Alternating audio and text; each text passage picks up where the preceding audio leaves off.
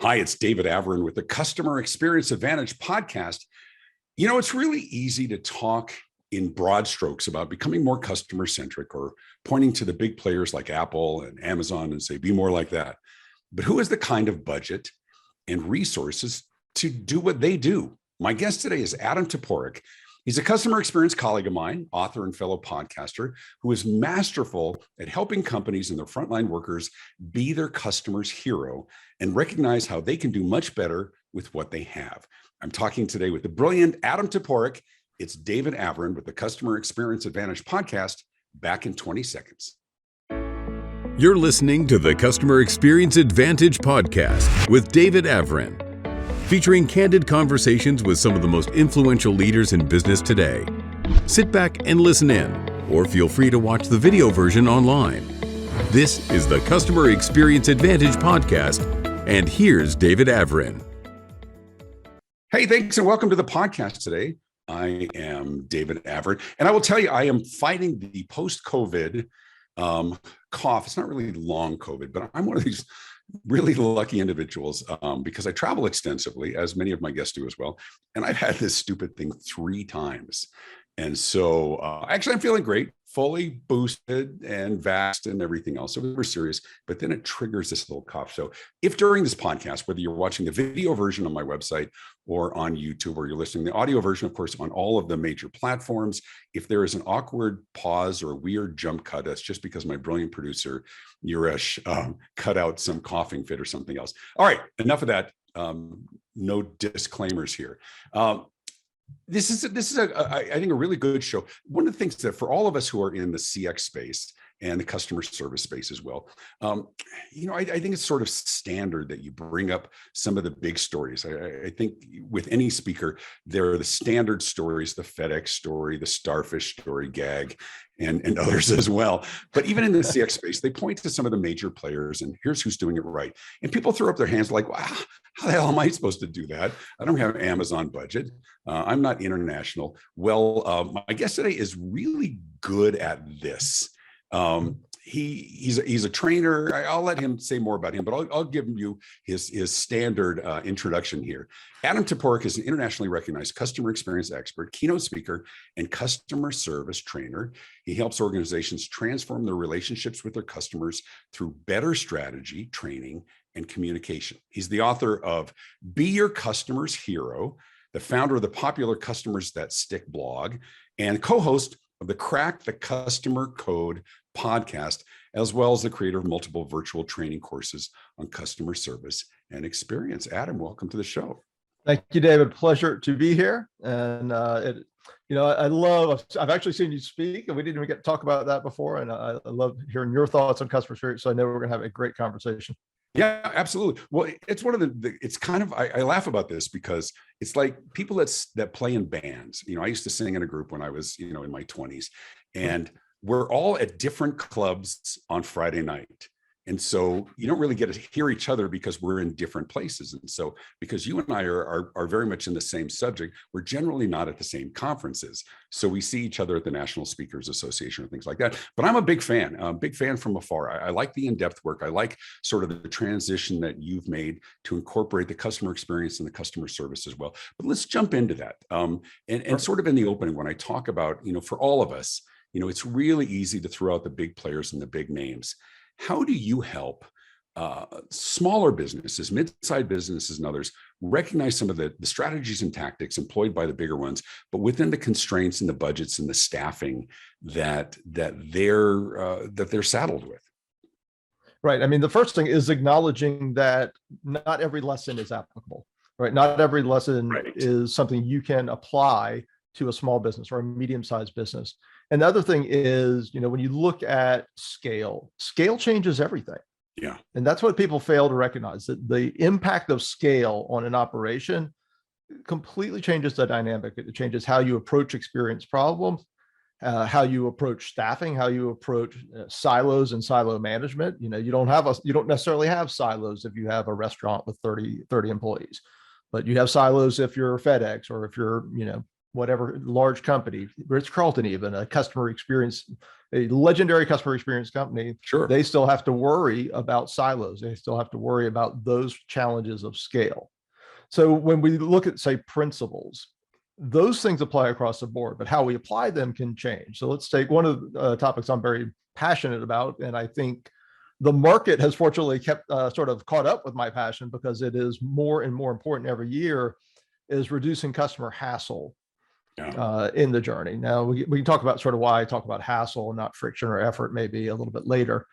But when you look at that from the standpoint of a small business, you've got to apply a more granular approach to hassle, right? You're not going to have that. You may not even have, good qualitative data to use, right? If I'm analyzing hassle for a Fortune 500 company, I'm looking at qualitative data. I'm looking at the touch points, which points are going to be actually, where we're seeing resistance, where we're seeing drop off or cart abandonment, even in a digital experience. In a small business, we're going to have to approach it differently. We've got to look at some basic principles of hassle. So what are our policies and procedures? Right. That's one of to me, I always call policies and procedures the OG of hassle. Right. Yeah, right. Exactly right.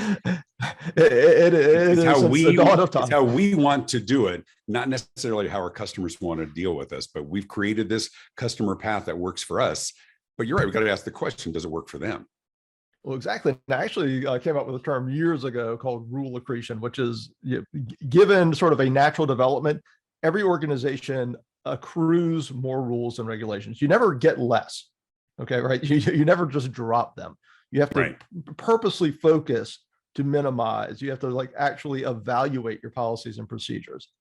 So how many doctors' offices or, small businesses where there's a subscription, a gym membership, have you, dealt with, and I'm going to use that negative phrasing, dealt with in your life, where it was a hassle to do business with them, right? Where you've got to come in and fill out the paper form, and it's the year 2022. I mean, you can't even do a Google form. I mean, anything. Well, right? And let me give you a different one. I don't mean to interrupt, but I love that example because it can also go to the other extreme, which is somebody sold them some technology that's going to say, we're going to take all this hassle off of your frontline staff. And so they create this technology, some iPad, and they give it to the patient walking in. It's like, so the guy who's bleeding from his head is supposed to navigate your technology, which, by the way, he was never trained on. So your frontline person, receptionist, doesn't have to do it. Let's give it to the bleeding guy. It's crazy.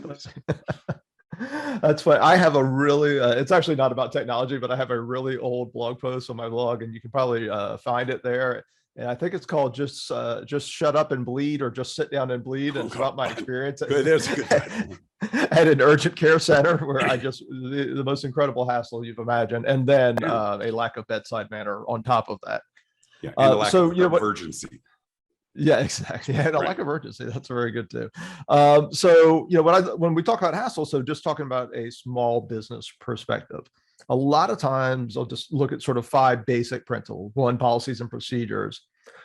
Silos, that may not be as big an issue in a smaller, medium-sized business, but it still can be. You still can have an HR department. You can still have purchasing or accounts payable or accounts receivable that are part of the client experience, right? I mean, we're not talking about, a company with 200 employees can have these types of issues. So silo and communication issues can still matter. They're different. Poor experience design, you alluded to that, right? We're designing the experience for ourselves, what's easiest for us. Oftentimes we're not designing the experience for the optimal customer journey.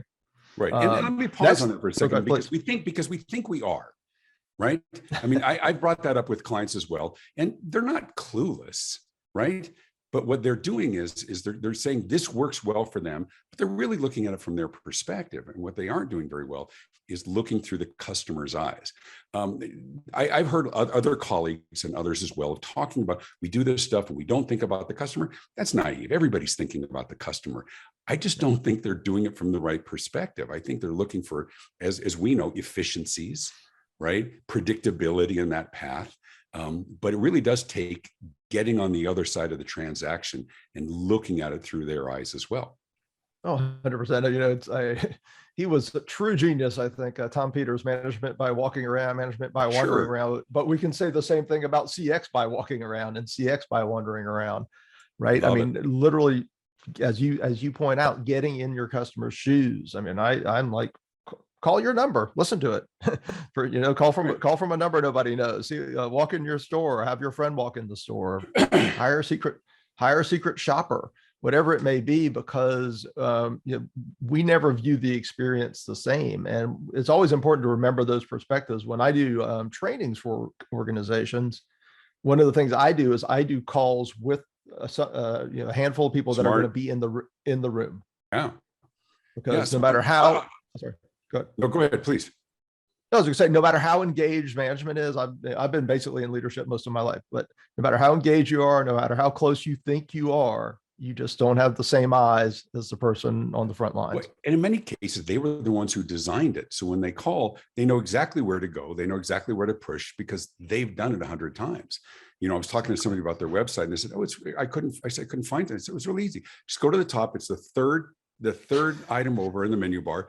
Click that. It's the second one from the bottom." Well, I mean, how long does it take me to figure out? I'll give you a better example. So this last week you and I were talking off air. I was in Nashville and staying at the hotel there, and we were having dinner, and we were like waiting for menus, and they said, "No, you got to scan the QR code."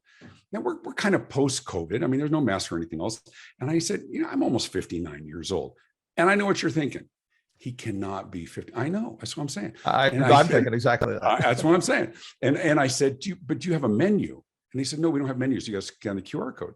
And I had the same issue at Wells Fargo or something. I said, I can't read this on my phone. I didn't bring my reading glasses. I mean, do you have an option for it? And he just looked at me like we would never have even thought of that. We do it by QR code now, right? Some accommodation that they made for distance, right, with COVID. Right. But now it's like, wow, this works great. Does it though? Those are the kind of things that, once again, they look and this works. It's efficient. The bean counters love it. But you're right. It's that hassle factor. Anyway, I interrupted you, but give me more examples. Well, yeah, I mean, yeah, but part of that is also industry and expectations and who's your target audience. I mean, if your target audience is between 18 and 28, usually, now I would still say have a paper menu for people who aren't between 18 and 28. Sure. Right. I mean, because that's not sometimes it's hard to set up, exceptions to your experience for edge cases. Sometimes it's not. Having a couple of paper menus is not very difficult to do, right? This is not a scalability issue. This is not a problem. It can be in other contexts. I visited Mexico City twice this year so far, and that's the first time I really experienced the QR codes. It's everywhere there. Like most of the restaurants I went to were a QR code, and I had to get used to it. And sometimes they bring it out because my Spanish is más o menos. So they'd bring out an English menu once in a while. But so it did have me thinking about the same thing. Like, what's the experience here? Like what happens for tourists who have no Spanish, or if they don't have an English version on the website? So these things are very interesting, and trying to, we're always designing our experiences. I'll say always, we should be designing our experiences for our optimal customers. But we should also understand that, our persona A, B, and C are not our only customers. They may be our target, they may be our focus, but they're not our only customers. And when possible, we do want to look at those, maybe exceptions. I don't think your case was really a huge exception. No, but isn't that part? But Adam, isn't that part of what omni-channel is, right? Isn't it recognizing where things have gone in a way that no matter how they want to communicate with you or buy from you, it doesn't mean that we can all, and listen, it goes back to our first point, right? You can't do everything and it's all situational, right? But isn't that part of the crux today of recognizing what's changed with us as customers? Is there is an expectation that there is some level of flexibility of something at 2 a.m. or some alteration of a traditional customer path that we would have seen maybe 10 years ago. What's your experience with that? No, 100%. That was true, in 2019, getting truer every year, that it just exploded after COVID, this effect, I think. What customers demand, we're talking about hassle-free and frictionless. That's one of the big things that people demand. One, I have a chapter in Be Your Customer's Hero called Everyone is Rushed, Everyone's Stressed. And I share some data about how everybody is like stressed out because of their digital devices and all that. Sure. That book was published in 2015. I wrote that chapter in 2014. What are we in 2022? I think we can all agree it's only gotten worse. Absolutely. And that matters. Like, to me, the worst thing you can do as a company, now you and I are both really busy people. The worst thing you can do is waste my time. You make me jump through hoops, but there, it used to be like high performers, entrepreneurs, people that were really busy felt that way. Now everyone feels that way. Agreed. Everyone.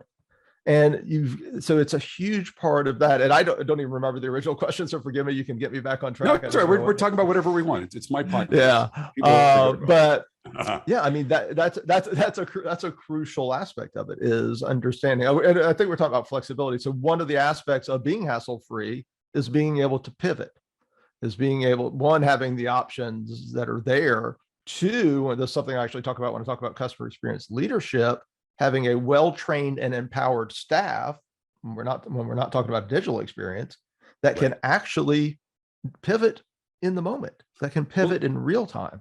Let's talk about that for a second, because I would love your thoughts on this, because I think we agree this is a necessary policy behavioral modification among staff, but it's the scariest one for leaders. Because, and I want your thoughts on it, because listen, we interview people for jobs, right? We bring on our staff, we check out their profiles, we look at their social media, everybody does. And then we ask them those hard questions, right? Tell me about a situation where things didn't go well. How did you handle it? And as soon as we hire them, we neuter them. Now just do it this way, read this script, asking people to make good decisions, training them on what a good decision looks like, and deviating from the script, that predictable, that's scary for managers. How do you, in your training and your speaking, how do you help companies, leaders cross that Rubicon? Wow, this is a deep subject, so I will try. So first of all, you hit the right word, scary. It is about fear. It is completely about fear. But I will probably tell you the one thing you're never going to hear another customer experience expert say, because it's not fluffy. When people talk about empowerment, it's all about the feel good of letting your employees be themselves and be free and all this. Empowerment is a risk reward decision. It is that simple. Okay. You don't give, Target is not going to give one of their frontline tellers the ability to wire transfer from their bank account. That's an extreme, ridiculous example, but it shows that there are limits to empowerment. It's where the line is. So with empowerment, one of the things that a lot of leaders get wrong is not approaching it like that rationally, just approaching it as, okay, what could go wrong? All right. What are the downsides if I give this power, if I give this latitude? Right. And then what are the upsides? And people tend to over-index on the fear. They tend to over-index on what may go wrong. Most exactly.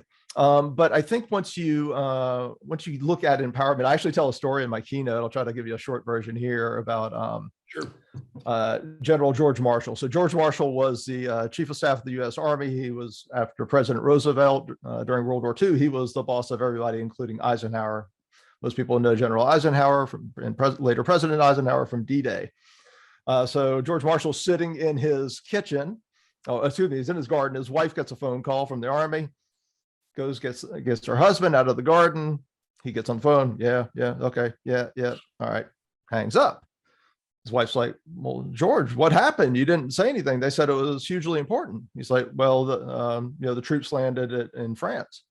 He's like, you didn't ask anything. You didn't even ask a question. He's like, well, being this many miles away, I guess that's for Ike to decide. And, I mean, if this man with the fate of Western civilization hanging in the balance can basically say that's Eisenhower's job and go back to his carrots on the eve of the greatest invasion in human history, I think we can all loosen up the reins. I think we can all, give more power and more ability to, solve issues in real time. And that's a lot about what empowerment's about, what you get from it. It is you're solving the issue in the moment, because when you don't, that's automatically a bad experience. Right. I mean, it may not. And problems that fester, escalate, they cause the negative online reviews and everything else. Exactly. The delay is, I mean, even if you fix it, even if you resolve it quickly, the delay is by definition a negative experience, right? It can be a really negative experience or a minor one. It just depends. So one of the interesting things that the data shows, to you're asking about, like, how do you do this? Sure. It's a cultural thing, right? Empowerment is about culture. So if you have a culture where it's just been locked down, and this is what I had when I opened my retail store, I had everything locked down. I had an MBA, everything had a checklist, and then I realized that I had basically ruined everybody's week and lost a customer for $49. And I got smart real fast, right? But it's a cultural thing. So one of the things I learned is that it was difficult to go from that to, hey, you're empowered, you can do this now. And the literature actually says there is a difference between actual empowerment and psychological empowerment. So yeah, so if you're actually moving to, you're like, you're woke up, you're born anew, I'm going to empower my team, I see the light, and you just say, okay, here's what you can do here, I'm loosening the reins, you don't have to check in on this, you can do this. Don't be surprised if they don't do it. Right. Right. They have the technical authority, but do they feel they really have the freedom to do that? And what's the ramifications of doing it wrong? Exactly, because you've been on their back, their manager, their supervisor's been on their back watching every little thing.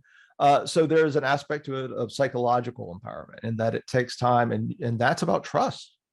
That's about giving them confidence so that they trust, hey, if I do screw up, if I don't use the empowerment quite right, no, you're not going to eat my lunch for it. We're going to have a conversation. You're going to guide me for the next time. But the main thing is I tried to serve the customer. But it's trust, but it's also training, isn't it?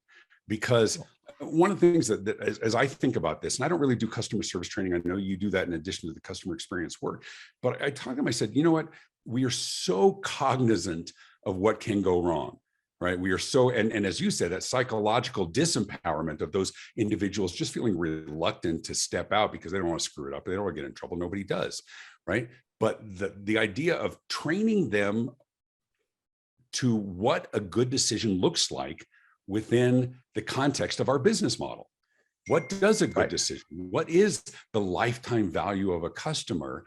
And do we worry about stepping over dollars to pick up dimes? Mark Sanborn's got a great routine about that, where he talks about that. But how do we train them to recognize what a good decision looks like, so they are psychologically empowered because they've seen examples of it? I mean, I think that is part of an overall training. I mean, companies tend to under-index soft skills training, right? I mean, one of the flaws, they train to the policy. Right, they train operational training. Here's how you use this when you start. Here's how you use the system. Here's how you file your TPS reports, all that kind of stuff. So when you're training it, when you talk about empowerment, is one, letting them know where the lane is. Here's in general rules. Here's sort of where what we're looking at. Here are some things, but stories are crucial, right? Showing how people have solved problems, how people have gone the extra mile, how people have taken a bad situation and resolved it in the moment and made it a win. And I think stories are, when you're talking about empowerment, are, once you've established sort of the guardrails, are a huge part of that training. Right. Stories, scenarios. Here's what it looks like done well. Here's what do you do things with? Do you do role playing so that everybody can sort of see, here's one gone awry? Because there's some pretty standard scenarios, and we're oftentimes on the other side of that because we get pissed off too. We get frustrated when things are delayed or our time is wasted. Right. I mean, the catch with doing role play, we do role play for a lot of things, not as much for empowerment. And one of the reasons is, for one thing, I'm not an in-house trainer, so we come in, we're in there more short term. Sure. But the other thing with empowerment is it's improvisation, right? So empowerment is and you mentioned singing. We haven't had a chance to talk music before, but I've got a guitar sitting right over here and a bunch in the other room. Music, improvisation music, you look at Charlie Parker, he's one of the greatest improvisers of all time. He practiced 12 hours a day for years, just scales and arpeggios. And why does that matter? Because he learned the patterns. He ingrained the patterns so that when it came time to recognize a pattern, to improvise in real time when he was actually improvising the solo. He had that vocabulary, and training frontline teams is a lot like that. It is making sure they have those core skills for, the traditional problems, traditional challenges that we face. Make sure they have that, then they have the power to use them in real time in a way that makes sense. I mean, I mentioned culture at the beginning. When you talk about empowerment, it is culture. It is, we are a customer-centric company. And so, within reason, solving the customer's issue is the number one most important thing we do. Well, let's go back to speed, because you talked about that when we're talking about hassle or friction, a cousin of hassle. The thing that I think, of anything that has been clarified and perfected and expanded during COVID is speed of access, speed of response. I saw a news report the other day.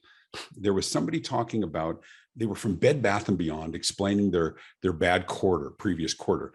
And the spokesperson for the company was talking about they had challenges with supply chain and people weren't finding some of the items they wanted. And I turned to my wife and I said, that is just such a load of crap.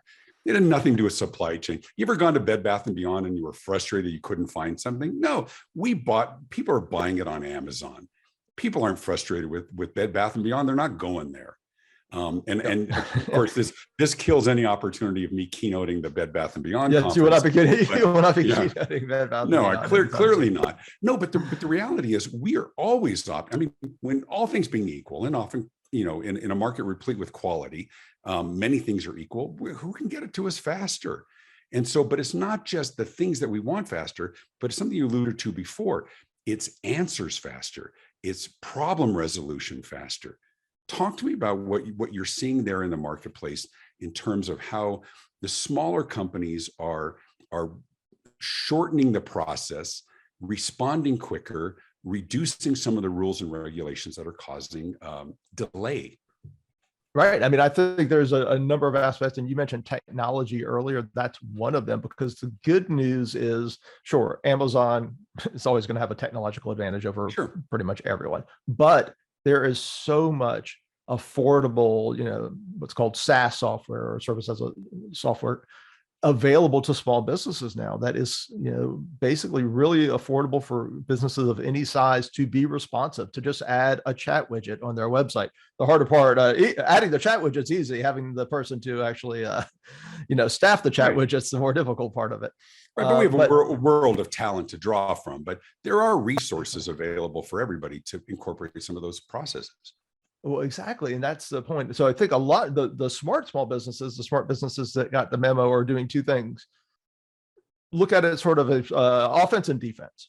Defense, they're trying to reduce hassle, right? They're trying to make it their experience as frictionless as possible. But on the other hand, and we haven't really talked about customer emotion today, they're trying to do the thing that differentiates them from Amazon. Okay. The problem with Bed Bath & Beyond, and I guess I'm not going to be keynoting for them either after this, is what happens when you go in there? Is it anything special? Is it something that makes you go, I would rather go in there than hit the button, hit the button on my phone while I'm waiting on my wife and I'm in the parking lot to shop, because that's how easy it is. I think the only thing, and it's what all retail has, is the ability to see and touch, but we are more and more treating them as showrooms. I mean, I'll freely admit, I'm the guy who went to Best Buy because I needed a really high-end camera for my studio. And I went there and I wasn't going to buy it online. I went in there, I touched it, I felt it, I looked at it, I compared a couple, found the one I wanted, pulled it up on Amazon, and hit click as I walked out of the store. And do I feel bad about that? It's the reality today. And so retail has got to figure out where their competitive advantages are. But anyway, to answer your question, which may have been rhetorical, which is what advantage do they have? I think it's just that, or even the instant gratification, but many things on Amazon I can get the same day. It's a crazy time for business right now trying to keep up. But I think it's exciting when you realize that it's also bringing forth so many new technologies and resources for them to keep pace. Oh, 100%. And the thing is, we're seeing retail space has been filling in. It hasn't been quite as disastrous as we all thought it was going to be. The catch is, the example we've been talking about is a mass merchandiser. That's a tough game. Yeah. Right. But there are other business models where you can differentiate, right? More crafts, smaller, where you can make it an experience. If you sell art supplies, you could have an art night, right? You can do things that are experiential, that differentiate you, things that Amazon can't do, for example, right? So, it's funny because you and I are in the experience business, right? This is what we talk about. We talk about experience, and that's exactly I think the retailers, that aren't marquee names that are winning, Just that are most. thriving. Yeah. They are finding ways to make it more experiential, not just, to your point, the touch, see, feel, because I don't really care if I touch my, I don't know, the new basket I hang in my shower, right? I don't need to touch it, feel it, or see it. I just need to click it and get it out of my life. Right? Exactly right. I spoke over COVID. I spoke for the Middle Eastern and North Africa Shopping Center Association, which would have been a lot more fun to do in Dubai or Riyadh than doing it virtually, but it was COVID at the time. And I'm actually heading back over to Dubai soon. But what was interesting was they were already struggling. These are all the malls, high-end malls, Dubai, Riyadh, Abu Dhabi, all of this as well. And they were already struggling a bit because, they've got Alibaba, they've got Amazon, and people's shopping habits had changed. Well, then of course, COVID comes and they're shut down. And then the big conversation was and is, excuse me, how do we bring them back? And part of the message was recognize what has changed in the world. Yes, people are going to come back. And one of the things you said, that the death was probably overrated because we need community. We need to gather. We remember the times at Fast Times at Ridgemont High or whatever, and Orange Julius at the mall. You and I do. Cinnabon, I know we do. But the other thing is, recognize that they're going to have to morph and change their mindset of what their role is. And so you're going to see delivery from the Gap. You're going to see people sampling food at a lower version of a restaurant, a Chili's 2 or something else, finding out that they really like something, and then have hang on. Hang on, Yuresh, we're going to cut this out. Hang on.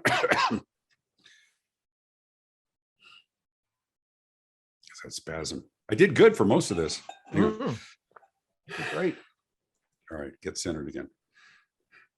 Like a Chili's 2 or something else where they realize they like the product, and then maybe next time they'll have it delivered, right? Or retail shops converting that backroom storage into shipping.